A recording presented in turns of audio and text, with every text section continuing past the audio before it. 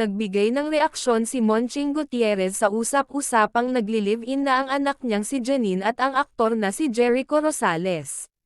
Bagamat wala pang opisyal na kumpirmasyon mula kina Janine at Jericho, hindi maiwasan ng mga netizens na pag-usapan ang isyong ito.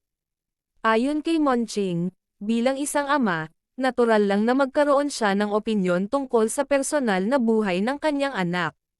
Sinabi rin niyang nirerespeto niya ang desisyon ni Janine, lalo na at nasa tamang edad na ito upang magdesisyon para sa kanyang sarili.